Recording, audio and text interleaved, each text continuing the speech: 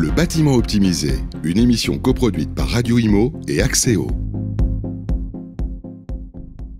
Bonjour, bienvenue à tous, bienvenue dans Le bâtiment optimisé, une émission proposée par Axéo qui vous donne les clés pour améliorer la gestion de vos bâtiments avec un sujet brûlant. Ce mois-ci, le décret tertiaire. Dans le détail, on va voir quels sont les objectifs énergétiques définis par ce décret tertiaire, quelles vont être les méthodes utilisées. Les objectifs, on le sait, sont ambitieux, sont-ils atteignables? Comment les entreprises se mettent-elles en ordre de bataille pour remplir les objectifs? Autant de questions qu'on va poser à nos deux experts du jour. On est ravis d'accueillir Michael Thérum. Bonjour Michael. Bonjour. Directeur métier génie énergétique pour le bureau d'études Axéo. On le rappelle, tout à fait. Axéo, bureau d'études en bâtiment spécialisé dans la performance énergétique des bâtiments existants. Bien Bonjour. Ça? Vous voulez compléter? C'est bien ça, tout à fait. Vous l'avez bien dit. Et puis, on est ravis d'accueillir Elsa Couteau. Bonjour Elsa. Bonjour. Vous êtes responsable du développement et RSE chez ICAD Santé. On va commencer avec vous. Est-ce que vous pouvez nous décrire les métiers d'ICAD Santé ? Tout à fait. Alors, ICAD Santé, c'est une foncière de santé qui détient du patrimoine majoritairement en France, mais également en Allemagne, en Italie, en Espagne et au Portugal. C'est plus de 200 établissements, plus de 2 millions de mètres carrés. Et donc, on détient l'immobilier, on porte les murs et on les loue à des opérateurs de santé. Très bien. Eh bien, on va voir en quoi ce décret tertiaire vous impacte. Justement, le sujet du mois, pourquoi on en parle, c'est tout de suite. Le bâtiment optimisé, le sujet du mois. Le décret tertiaire, voici notre sujet du mois, sujet brûlant, je l'ai dit, il a été mis en place afin de répondre aux objectifs de la loi relative à la transition énergétique pour la croissance verte. Il impose donc aux certaines entreprises françaises de réaliser des économies d'énergie. Les enjeux sont aussi bien environnementaux qu'économiques puisque, on le sait, le bâtiment, c'est le premier consommateur d'énergie en France, environ 43% de consommation finale, d'où l'importance de ce décret tertiaire dans la transformation énergétique de notre pays. C'est vraiment un décret fondateur. Alors pour l'appuyer et favoriser l'application du décret tertiaire, le gouvernement a annoncé en septembre dernier la mise en place d'un plan de relance en partie dédié à la rénovation énergétique des bâtiments tertiaires à hauteur de près de 7 milliards d'euros, 6,7 milliards exactement. Entre 2021 et 2022, 4 milliards d'euros seront ainsi consacrés aux bâtiments tertiaires publics, 2 milliards pour les logements privés, 500 millions pour les logements sociaux et 200 millions pour aider les TPE-PME à entrer dans le cadre du décret tertiaire. Voilà, on va voir comment on peut réussir à diminuer ces consommations énergétiques suivant le plan défini. On a 25 ans pour le faire. C'est peu, c'est beaucoup à la fois. Justement, comment Axéo accompagne les entreprises, les collectivités impactées par le décret tertiaire, leur permet de transformer cette obligation réglementaire en opportunité. C'est tout de suite avec nos experts. Le bâtiment optimisé, le décryptage des experts. Alors cette fois, on a vraiment, comme d'habitude d'ailleurs, Michael, besoin de vos lumières sur ce décret tertiaire. J'en ai décrit un petit bout. Plus précisément, justement, cette réglementation, elle va reposer sur quoi ? Disons que cette réglementation provient de la loi Elan qui impose à l'ensemble des bâtiments tertiaires en France de réduire leur consommation énergétique, soit en valeur ce qu'on appelle relative, c'est-à-dire de réduire de moins 40, moins 50, moins 60% leur consommation, ou atteindre la performance des bâtiments neufs. Ouais, moins 40%, ça serait objectif 2030, moins 50% 2040 et moins 60% de réduction 2050. Exactement, oui. Ce sont des objectifs assez ambitieux. Très ambitieux. On vous fait tout de suite réagir Elsa. C'est vrai quand ce décret a été promulgué, comment vous l'avez ressenti, vous qui êtes acteur, vous qui connaissez aussi le temps du bâtiment, qui est un temps long. Est-ce que vous êtes tout de suite emparé du sujet? Est-ce que c'était déjà à l'œuvre chez ICAD Santé? Alors nous, on a une politique environnementale qu'on a démarrée il y a déjà un certain nombre d'années. Donc le décret tertiaire, on l'a vu venir et il s'inscrit aujourd'hui pleinement dans notre stratégie environnementale et dans notre stratégie bas carbone. Pour autant, ça fixe un cap à l'ensemble des acteurs du marché et c'est bien d'avoir un consensus autour de ces éléments réglementaires pour embarquer l'ensemble des parties prenantes. C'est ambitieux, mais c'est aussi un décret qui est monté de manière à prendre en considération les spécificités des bâtiments et c'est un point important qui doit aussi rassurer les acteurs du marché aujourd'hui. Est-ce que ces objectifs sont atteignables ? Les objectifs sont atteignables parce qu'il y a des modulations qui sont permises par ce décret, et c'est aussi pour ça qu'on travaille avec des bureaux d'études et notamment avec Axéo. C'est pour faire des dossiers techniques et justement justifier de ce qui est faisable et ce qui n'est pas faisable sur un établissement. Très bien. Les objectifs, vous nous avez parlé, Michael, de valeur relative, valeur absolue. Est-ce qu'on peut rentrer un peu dans le détail ? Alors oui, cette réglementation, donc via le décret, mais aussi les arrêtés qui ont suivi, ont défini donc des seuils, donc ce qu'on appelle la consommation relative, une baisse par rapport à une année de référence qui doit être choisie entre 2010 et 2020. Donc c'est de réduire de moins 40, moins 50, moins 60 d'ici 2050. Ça s'appelle C-Relate. Et sinon, il y a un seuil en valeur absolue qui s'appelle C-Abs, qui est défini par typologie de bâtiment, le monde de la santé par exemple, qui correspond à des seuils de consommation des bâtiments neufs. Donc c'est ramener progressivement les bâtiments anciens, énergivores aujourd'hui, vers la performance des bâtiments neufs. Qui est concerné et à quelle date exactement ? Alors, les bâtiments qui sont concernés, ce sont les bâtiments qui font plus de 1000 m².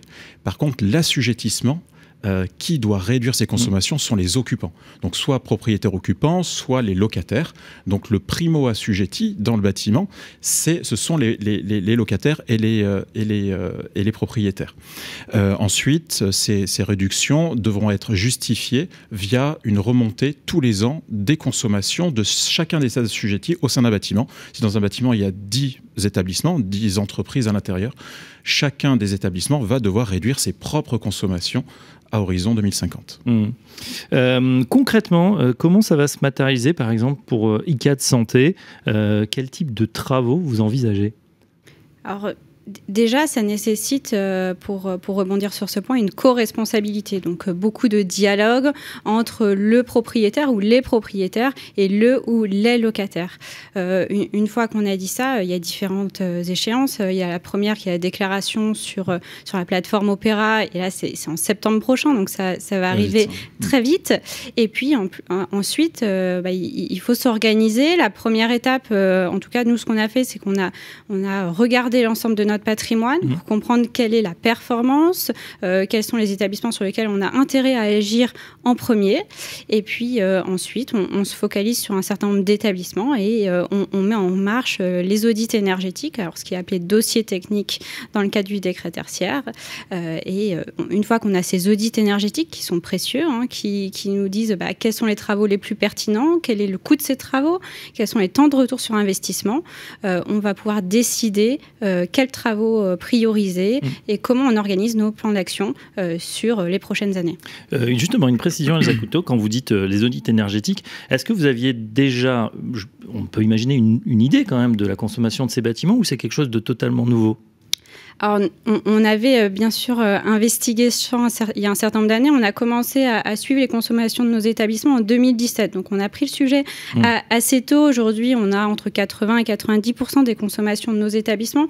Donc, on a déjà une belle base, ce qui n'est pas le cas de tous les acteurs. J'inviterai déjà tous les acteurs à se pencher sur le sujet de la consommation qui doit être le point de départ. Les étapes, on l'a vu, Michael, ça arrive très vite. Oui, ça arrive très très vite. J'aimerais revenir sur la co-responsabilité effectivement qui est prévue par le ministère, notamment entre propriétaires et preneurs à bail. Effectivement, à partir du moment où vous avez plusieurs établissements, ce qu'on appelle les entités fonctionnelles assujetties, donc ce sont des EFA dans le bâtiment, si un seul EFA rate ses objectifs au sein d'un bâtiment, il embarque son propriétaire dans toutes les conséquences de cette réglementation. C'est-à-dire que cette co-responsabilité, effectivement, le locataire ne peut pas réussir sans son propriétaire et le propriétaire ne peut pas réussir sans ses locataires. Donc c'est pour ça qu'effectivement, ce que précisait Elsa, c'est qu'il faut qu'il y ait beaucoup de communication entre propriétaires et preneurs à bail pour réussir ensemble, main dans la main. Ça va obliger à favoriser le dialogue ou à le commencer pour ceux qui ne se parlaient pas trop. Oui, je pense effectivement que ça va permettre le dialogue. Voilà, donc à partir de 2023, dossier technique également, dossier technique de modulation qu'il va falloir réaliser. Effectivement, alors il faut savoir qu'il n'y a pas d'obligation de réaliser un dossier technique, mais c'est vrai que le dossier technique permet deux choses. La première, c'est de donner une vision stratégique au maître d'ouvrage qui souhaite améliorer son patrimoine en essayant de prioriser quelles sont les actions les plus efficientes pour réussir à atteindre progressivement les objectifs du décret tertiaire.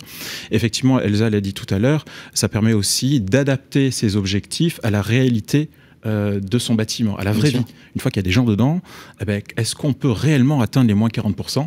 Et de temps en temps, c'est pas possible. Et du coup, le dossier de modulation va permettre de transformer, par exemple, le moins 40 en moins 33%, parce que ce bâtiment est fait d'une façon, est utilisé d'une façon, et du coup, les critères de modulation peuvent être levés, utilisés, pour justement réduire cet objectif. Il y a des grands objectifs fixés et ensuite le plus important ça va peut-être être la trajectoire parce que ça va être difficile d'atteindre les 40 piles ou les 50 piles. Juste avant que vous rebondissiez sur ce sujet, j'ai juste une question justement sur cette année de référence. Elle paraît particulièrement importante. Est-ce qu'elle est bien choisie? 2020, on se souvient, c'était en plein confinement. Il n'y avait peut-être pas une consommation optimale. Tout le monde n'était pas là. C'est assez curieux. Oui, effectivement, l'année 2020, en fonction des secteurs d'activité, notamment la restauration, c'est clair qu'il ne faut pas choisir cette année-là comme point zéro. En fait, l'année de référence, la consommation de référence, qui doit être choisie entre 2010 et 2020, c'est le point zéro sur lequel les maîtres d'ouvrage vont s'engager à réduire ces consommations. Donc, pourquoi elle est importante? Parce qu'ensuite, elle sera inscrite dans le marbre. C'est-à-dire qu'une fois qu'on a défini sa consommation de référence, même si un droit à l'erreur, comme un peu nos impôts, est prévu, on a le droit une fois de changer sa consommation de référence. Ensuite, sur les 30 prochaines années, enfin plus que 27, les maîtres d'ouvrage vont calculer leur moins 40, moins 50, moins 60. Donc effectivement, aujourd'hui, de se tromper d'année, de ne pas choisir la bonne année, la bonne consommation de référence, peut avoir un impact très important sur les futurs investissements. C'est-à-dire que ça peut jouer quelquefois à quelques pourcents, mais en raison de la loi de Pareto, la loi des 80-20, les derniers pourcents vont coûter tellement cher que de se tromper sur la consommation de référence va occasionner plusieurs centaines d'euros par mètre carré supplémentaires d'investissement pour réussir. Donc c'est effectivement fondamental de bien la choisir. Même question, Elsa Couteau, c'est vrai que la santé, on n'en a jamais autant parlé que ces dernières années. Et d'ailleurs, tout ce qui est EHPAD, santé, clinique, était vraiment au cœur du sujet. On a même défrayé la chronique. Pour vous, justement, est-ce que c'est bien d'avoir pris cette date référence avec une année si particulière ? Alors, on a le choix de l'année de référence, donc ça reste le point important. Et il faut bien étudier effectivement les consommations, l'activité qu'on avait dans les bâtiments. Et c'est un travail aussi d'archéologie d'aller rechercher ces informations jusqu'en 2010. Ah bon, tout n'est pas numérisé ? On n'y est pas tout à fait. Ça doit être l'objectif, mais l'ensemble des acteurs n'y sont pas en tout cas. Pour rebondir, c'est plutôt une bonne dynamique. Nous, on est content que le secteur de la santé soit embarqué dans ce dispositif. Certaines fois, le secteur de la santé a été mis de côté sur un certain nombre de réglementations parce que c'est compliqué aussi, parce que on sauve des vies dans ces établissements. Mais il y a beaucoup à faire et c'est un beau challenge aussi pour ce secteur. C'est tout à fait vrai ce que vous dites, puisqu'on peut imaginer que c'est compliqué de fermer ces établissements. Ce sont des établissements accueillant du public. Du coup, l'activité, il va falloir faire en même temps les travaux, en même temps que l'activité continue. C'est prévu, c'est difficile. Tout à fait. Alors, il va falloir faire en même temps. On sait déjà le faire. Les établissements de santé vivent d'un point de vue immobilier. Il y a des extensions, des restructurations. L'immobilier est là pour accompagner l'évolution des activités médicales. Donc, on sait faire.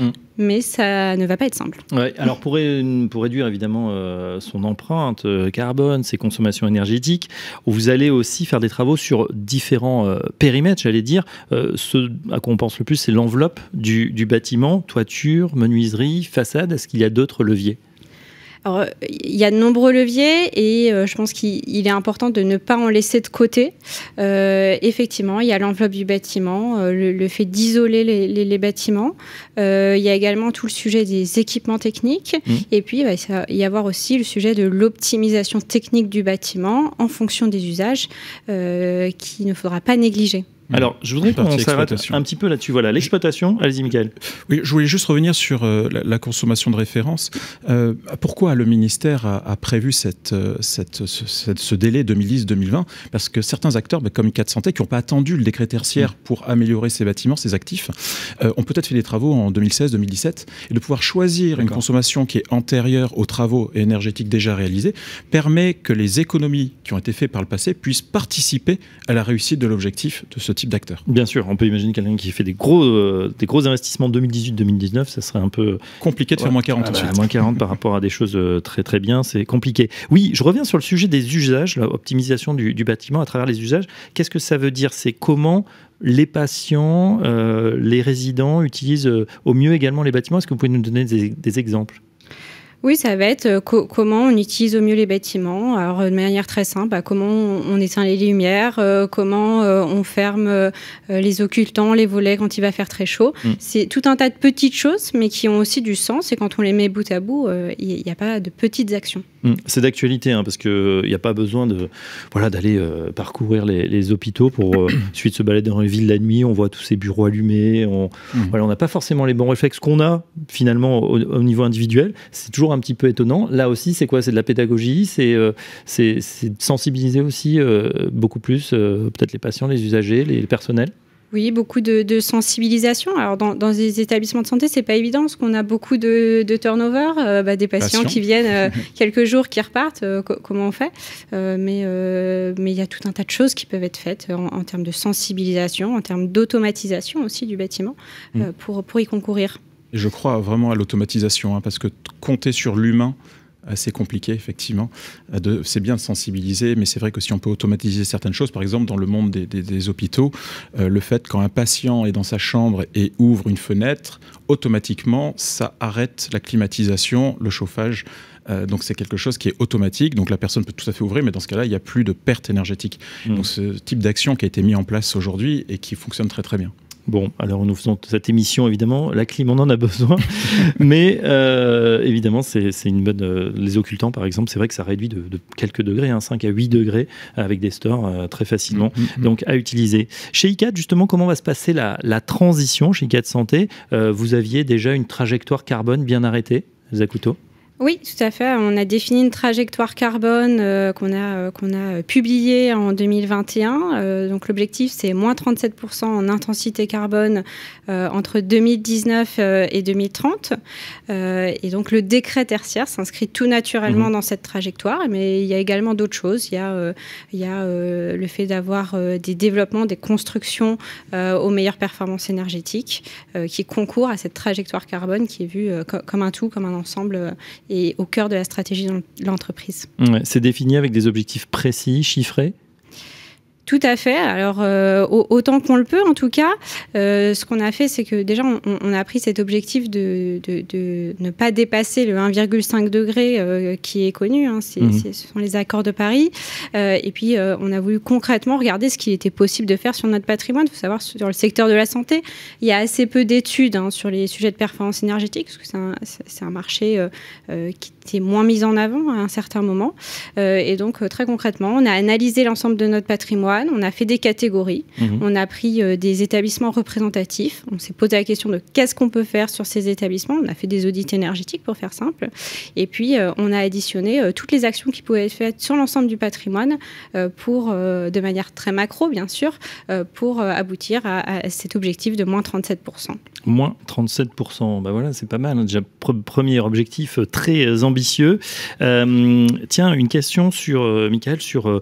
ce décret tertiaire, il est obligatoire pour ceux qui nous regardent, qui commencent à s'en préoccuper, c'est le moment. Est-ce qu'il est obligatoire ce décret tertiaire? Ah oui, c'est une obligation réglementaire que de réduire les consommations des surfaces tertiaires assujetties, oui, tout à fait. D'accord. Ça veut dire qu'il y aura des sanctions si ce n'était pas appliqué? Oui, il y a des sanctions qui sont prévues effectivement par les textes, mais plutôt des sanctions indirectes. Alors expliquez-nous. C'est-à-dire que le ministère s'est rendu compte sur d'autres réglementations antérieures que les sanctions financières, finalement, n'étaient pas très efficaces. Donc il y a une petite sanction financière de 7 500 € lorsqu'un établissement rate son objectif. Mais c'est vraiment, au regard des investissements nécessaires, c'est vraiment très très faible. Par contre, les vraies sanctions, elles viendront du marché. Et donc comment a structuré le ministère, la DHUP, cette réglementation, c'est autour du name and shame. Le name and shame, donc, c'est le fait de mettre en avant sur le site Opéra des mauvais élèves pour que la presse puisse prendre connaissance de ces mauvais élèves, et ça fait peur aujourd'hui aux maîtres d'ouvrage. Donc c'est vrai que les grandes entreprises sont parties assez vite en disant aujourd'hui on a des clients qui sont de plus en plus sensibles à la démarche RSE des entreprises, qui mangent plus bio, etc. Et du coup d'être mis en avant, ça va jouer sur l'image de ces entreprises. Ensuite, il y a un deuxième aspect qui est moins connu pour le coup, c'est le fait que ça va impacter la valeur patrimoniale et locative des actifs. C'est-à-dire que le ministère a prévu que chaque année, on affiche une attestation de conformité, si vous voulez, au décret tertiaire, tous les ans, en fonction des remontées de consommation. Et cette attestation sera jointe à tout compromis de vente, acte de vente et bail de location. Par exemple, un locataire veut s'installer dans un bâtiment en 2028, eh ben, il va prendre connaissance avant de signer son bail que le bâtiment est énergivore et du coup il va se retrouver lui-même assujetti et pénalisé parce qu'il s'installe dans un bâtiment qui est énergivore. Au même titre, une personne qui souhaite acheter un bâtiment, ben en 2028, il va prendre connaissance avant qu'il achète un bâtiment non performant, non conforme au décret tertiaire et donc va provisionner les investissements nécessaires et donc négocier le prix d'achat de l'immeuble par rapport à ça. Et donc, toute la réglementation est axée là-dessus, sur la valeur patrimoniale des actifs. Et du coup, c'est pour ça que tout le monde y va, parce que sinon, ben, les actifs vont dégringoler en termes de valeur patrimoniale. Un parc d'actifs qui pourrait se déprécier, du name and shame pour les non-anglophones, donc c'est citer et faire honte en quelque sorte, pointer du doigt les mauvais élèves, ça c'est jamais bon, surtout quand on a un acteur coté, ou troisième fois, la sanction financière qui paraît assez faible. Qu'est-ce qui fait bouger les lignes, à votre sens, Elsa Couteau ? Moi, j'aurais tendance à dire que c'est la dynamique. C'est la dynamique de l'ensemble des acteurs du marché. On voit que c'est une demande de l'ensemble de nos parties prenantes. Les investisseurs nous demandent des choses. Nos clients demandent à être accompagnés. C'est la dynamique globale de l'ensemble des acteurs qui va jouer. Il y a un enjeu, excusez-moi, il y a un enjeu aussi sur le coût de l'énergie. Et c'est vrai qu'on se rend compte... On n'a plus le choix, finalement. On n'a plus le choix parce que le coût de l'énergie impacte directement l'EBE, l'excédent brut d'exploitation des entreprises, et donc la valorisation des entreprises. Et donc, il y a des actionnaires derrière. C'est-à-dire qu'aujourd'hui, le coût de l'énergie qui est en train d'exploser impacte la rentabilité des entreprises. Et du coup, les entreprises souhaitent aujourd'hui avancer aussi, au-delà de leur démarche environnementale, avancer aussi pour ne pas trop être impactées. Et donc, c'est de réduire leur consommation pour payer moins demain. C'est vrai que ce coût de l'énergie, on en parle beaucoup. Ça nous fait, en tant que consommateur, c'est un petit peu difficile, le passage à la pompe, les factures de gaz, d'électricité, mais finalement, c'est un formidable accélérateur pour la transformation du bâtiment. Oui, c'est un accélérateur. Nous, on est dans le secteur de la santé. Il faut regarder dans les comptes des exploitants, ce qui coûte, c'est les charges de personnel. Oui. Donc, ce sera un levier. Je pense que ce sera plus un levier dans certains domaines que dans d'autres. Mais en tout cas, ça tire effectivement les choses dans le bon sens. Pour rebondir, effectivement, j'ai pu, et je rejoins tout à fait Elsa, c'est-à-dire que la charge énergétique, le coût de l'énergie pour une entreprise est relativement faible. Néanmoins, je discutais avec un directeur d'une grande entreprise qui me disait « Ok, l'énergie ne me coûte que 3% de mon chiffre d'affaires. Par contre, mon EBE est de 1,5%. Si je réduis par 2 mes consommations énergétiques telles que me le demande le décret tertiaire, je double l'EBE, donc la valorisation de mon entreprise auprès de mes actionnaires, je suis le roi du monde. » Donc finalement, même si ça pèse peu, comme la marge aussi est faible, du coup ça permet, cet effet de levier peut être important. C'est un levier à envisager également. Comment s'est perçue justement la mise en place de décret tertiaire ? Quelles sont les remontées du terrain, vous qui êtes au contact de nombreux acteurs ? Est-ce que les entreprises telles qu'ICAD Santé ont déjà pris conscience du phénomène et voilà, mettre les bouchées doubles ou pas encore ? Je peux vous confirmer effectivement que les maîtres d'ouvrage sont partis massivement vers la rénovation énergétique. Donc je suis rassuré à titre personnel pour notre environnement. Et il y a vraiment une volonté de bien faire de la part de ces acteurs. On a parlé RSE tout à l'heure. On a aussi beaucoup d'acteurs qui souhaitent avoir des labels ISR avec notamment les critères ESG, c'est-à-dire environnement, gouvernance et social. Alors après, certains projets sont trop flous, c'est-à-dire que certains acteurs ne savent pas par quelle boule prendre. Et du coup, c'est bien de cadrer dès le départ une stratégie pour atteindre progressivement des objectifs. Donc en gros, les entreprises importantes aujourd'hui sont toutes au courant et ont une démarche aujourd'hui qui est structurée comme ICAD Santé. Ils savent où est-ce qu'ils vont, c'est planifié. Par contre, je constate que les petites entreprises, notamment ce qu'on appelle les établissements dans les bâtiments concernés, ne sont pas encore au courant de cette réglementation et vont se réveiller tardivement, notamment par rapport à la première échéance du 30 septembre 2022. Ouais, donc la rentrée risque d'être agitée. Elsa Couteau, une question, on sait très bien qu'il y a des grands changements comme ça, des grandes mutations. Il y a aussi des freins, parfois à l'intérieur des entreprises. Justement, qu'est-ce que vous observez comme frein, comme résistance ? on va peut-être pas parler de frein, mais en tout cas, il y a le sujet de l'accompagnement humain. Nos métiers vont changer. Alors, nous, dans des grands groupes, on a des postes de responsables RSE, donc on est là pour accompagner tout ça. Il y a des entreprises où il n'y a pas ça, donc il va y avoir un vrai sujet de sensibilisation, de formation. Il y a aussi le coût que ça va avoir, c'est pas anodin, et donc il faut s'y préparer, il faut que tout le monde ait pleinement conscience de ça pour y arriver. Et oui, on parlait de BE tout à l'heure, les directeurs financiers vont devoir faire chauffer les calculatrices et les simulations. Oui, c'est sûr. Après, cette opportunité qui est l'augmentation du prix de l'énergie, forcément, quand vous calculez un temps de retour sur investissement sur une action d'amélioration, donc c'est un coût divisé par un gain financier lié aux économies d'énergie. Et on constate aujourd'hui, malgré l'augmentation du prix des matériaux que l'on constate tous, qu'on a quand même globalement un temps de retour sur investissement de chacune des actions qui est en train de baisser actuellement. Justement, dans cette équation, on l'a vu, plusieurs inconnus pour le coup. Comment Axéo vous accompagne dans cette démarche au jour le jour? Comment ça s'est structuré?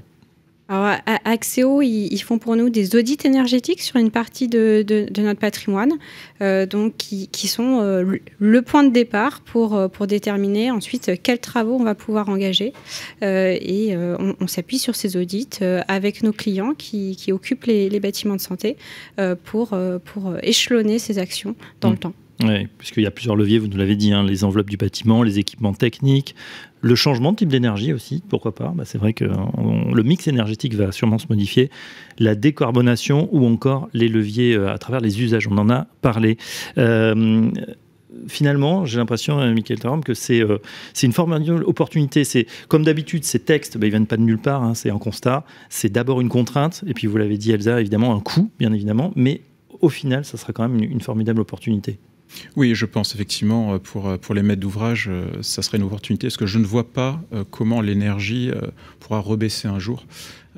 Aujourd'hui, c'est quelque chose qui va impacter tout le monde, particulier comme entreprise. Donc c'est une opportunité et une opportunité aussi plus globale pour nous, pour notre planète. Et effectivement, on va droit dans le mur et on le constate avec cette canicule en ce moment. Voilà, c'est pas pour rien, on le constate depuis quelques années. Donc il faut qu'on bouge et qu'on bouge. Et aujourd'hui, si on peut effectivement, certes, ce sont des investissements, mais si on arrive à trouver les leviers permettant de rentabiliser ces investissements, finalement, tout le monde gagnera, quoi. Et je rajouterais, alors nous, on n'y est pas particulièrement confrontés, c'est aussi un sujet de qualité et de confort dans les bâtiments. On isole un bâtiment, il va être plus résilient en vague de chaleur, on va y être mieux. Et alors nous, on a des patients qui sont vulnérables, donc ça nous touche tout particulièrement, mais ça touche tout à chacun. Bien évidemment. Merci en tout cas pour ces éclairages les uns les autres. Vous restez avec nous. Dans un instant, justement, les questions des auditeurs. Le bâtiment optimisé. Axéo vous répond.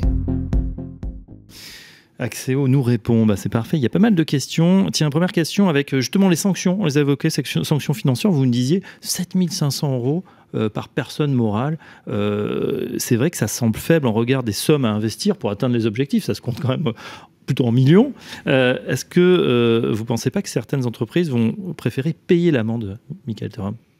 Certainement, mais les sanctions indirectes vont quand même s'appliquer. Ce que je vous ai raconté tout à l'heure sur le name and shame et sur la valeur patrimoniale et locative des actifs. Donc oui, certains petits acteurs, je pense, en se disant, name and shame, ok, ma petite entreprise qui est connue, qui est très peu connue, finalement, ça aura peu d'impact, ce name and shame, pour mon chiffre d'affaires, pour mon activité. Par contre, le sujet est bien différent pour les grandes entreprises. Ça veut dire qu'il y aura peut-être un décret tertiaire à 2 vitesses avec les grands groupes qui sont obligés de s'y conformer pour garder leurs actifs, pour déjà leur risque de réputation aussi. Et puis les petits, finalement, qui seront en dessous du radar et qui vont se dire, moi je paye et tant pis, je me mets en accord plus tard. Après, on se rend compte que les grandes entreprises détiennent beaucoup de patrimoine, comme ICAT Santé, et aujourd'hui, ces grandes entreprises poussent les exploitants, les occupants, les entreprises qui occupent, à déjà les informer que le décret tertiaire existe, qu'il y a ces obligations, et les accompagnent aussi pour aller ensemble vers la réduction des consommations énergétiques. Donc par contre, effectivement, quand on est sur des propriétaires, des entreprises qui sont propriétaires, occupantes de 500 mètres carrés dans un bâtiment de 3000, là, ça peut être compliqué, oui. Autre question, la France, on l'a vu, donc très ambitieuse sur cette transformation énergétique environnementale. Pour autant, il y a une multiplicité de territoires. Michaël Théram, est-ce qu'il y a des territoires qui sont en avance, d'autres en retard, qui ont pris la mesure en fait, de ce décret tertiaire et de ces changements ? Dans le monde du tertiaire, je n'ai pas constaté de grandes différences en fonction des régions. Parce que souvent, effectivement, ceux qui sont partis, ce sont des grandes entreprises qui détiennent du patrimoine sur tout le territoire et ils ne vont pas exclusivement rénover ou améliorer des bâtiments qui sont à Strasbourg ou à Rennes ou Paris. Ils le font de partout. Par contre, effectivement, dans le monde du logement, on constate effectivement vraiment les personnes dans la partie nord de la France sont parties, ils ont 2 ans d'avance par rapport à la partie sud de la France qui souffre un peu moins des contraintes climatiques en hiver. Même question alors à l'intérieur d'un groupe, je ne sais pas s'il y a déjà des disparités, il y a quelques secteurs qui sont en avance ou quelques établissements. L'effet groupe fait qu'aujourd'hui on a des établissements en avance, mais il n'y a pas forcément de logique territoriale qui est liée aujourd'hui. D'accord. Enfin, on va parler finances, le coût, Michaël Théram, de l'accompagnement par Axéo, puisque on l'a vu, vous avez l'air pas mal occupé justement avec ces nouvelles réglementations. Comment est-ce que vous travaillez ? Combien ça coûte ? Alors effectivement, nous avons une offre d'accompagnement qui est à tiroir en fonction de ce que souhaitent faire les maîtres d'ouvrage. Certaines choses peuvent être faites par eux-mêmes, d'autres, comme les dossiers techniques, doivent être faits par une tierce personne. En gros, voilà, sur l'accompagnement, ça va être la déclaration des entités fonctionnelles sur Opéra, même savoir si le patrimoine est assujetti ou pas. Par exemple, je vous donne un exemple, le monde de la banque, par exemple, ils ont une agence bancaire en pied d'immeuble de logement qui fait 300 mètres carrés, ça dépend du Carrefour Market qui est à côté, enfin dans le même immeuble, et des médecins. Et du coup, si la somme des surfaces tertiaires dépasse 1000 mètres carrés, alors ils sont assujettis. Donc ça, c'est accompagnement à tiroir. Pour revenir sur la notion de coûts, et notamment sur la partie dossier technique de modulation, donc études énergétiques, puis tout le reste, c'est entre 1 et 5 euros par mètre carré.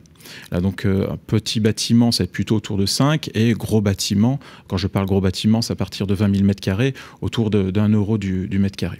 Mais il faut savoir que lorsqu'on fait un dossier technique de modulation, quand on module de 1%, on passe de moins 40 à moins 39, c'est plusieurs dizaines d'euros par mètre carré qui sont économisés en investissement demain. Et du coup, c'est pour ça que les maîtres d'ouvrage ne prennent pas longtemps pour prendre la décision de faire des dossiers techniques, parce qu'ils ont bien vu qu'en investissant en moyenne 2-3 euros par mètre carré, ils vont économiser entre 30 et 60 euros par mètre carré demain.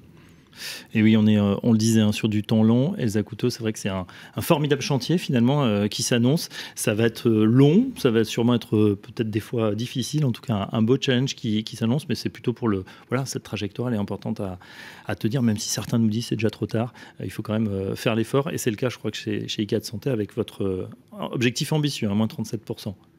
Oui, tout à fait. Et puis, on ne peut que inviter l'ensemble des acteurs à s'y plonger, parce qu'effectivement, c'est des sujets qui nécessitent de sensibiliser, d'expliquer dans l'entreprise, et puis de prendre du temps pour savoir ce qu'on veut, comment on veut le faire, et aussi élaborer sa stratégie en fonction de ce décret tertiaire qui va opérationnellement être un petit peu différent dans chaque entreprise. En tout cas, merci, c'était très clair. On en sait un petit peu plus sur ce décret tertiaire, pas évident.